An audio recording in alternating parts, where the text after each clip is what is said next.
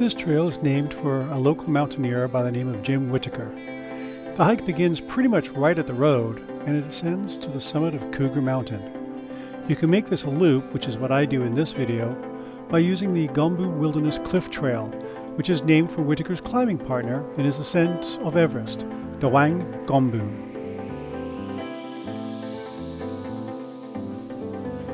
Along this trail, you'll notice that I come across a lot of boulders.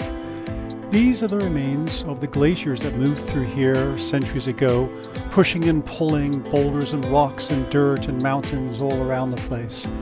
Many of these boulders are still here, a little bit eroded, covered in moss, and they always make for great scenery. And as you'll see a little further along, make for a great place to rest and get out of the drizzle for a little bit.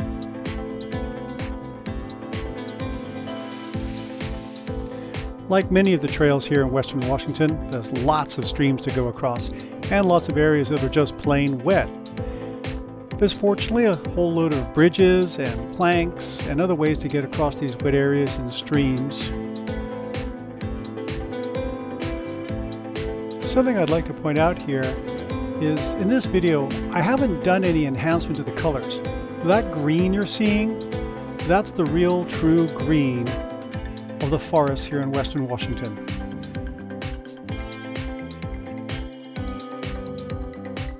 In the lower elevations of Western Washington, the annual rainfall is only about 40 inches. But on this hike, I'm going up into the 1,000-foot range, and at that point you're getting up to 90 inches of rain per year. So yeah, lots of moss, lots of vegetation, lots of wet areas that you got to get across. I think it's beautiful.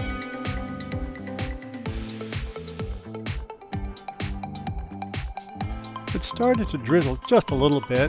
I felt like taking a break, and conveniently there was some huge boulders that made a nice little overhang for me to sit at.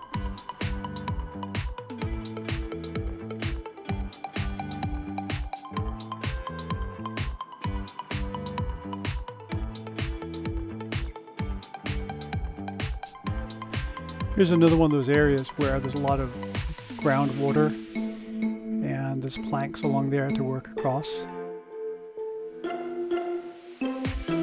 Now as I go up a little higher, I managed to get up to the snow level, and there was just a little bit of snow that had fallen on the trees and the ground. And finally I made it up to the peak. Now here's the thing with this peak.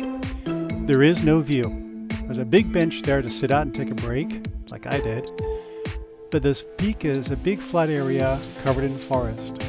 Now, sure, there's no view, but I still think it's beautiful.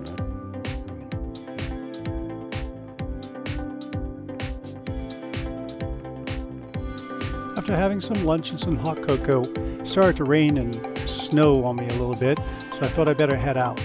And of course, as I'm going down the hill, the sun comes out at the same time that the rain and the snow is falling. It's kind of a magical moment. But the rain started to build up a little bit more, and after a while I figured, might be time to get out the poncho.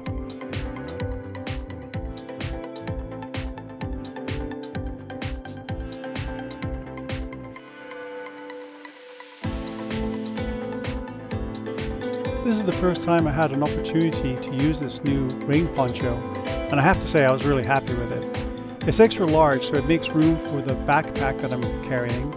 It was easy to put on, easy to put away. I liked it a lot. It was great. It was easier than a rain jacket. After a while, of course, the sun saw that I was wearing a poncho and decided to come out.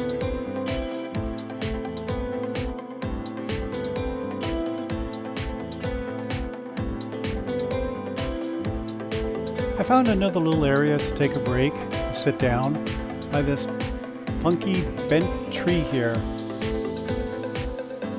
Not really much of a view there, but it was nice to look at that tree and just kind of take a load off the feet and have a snack.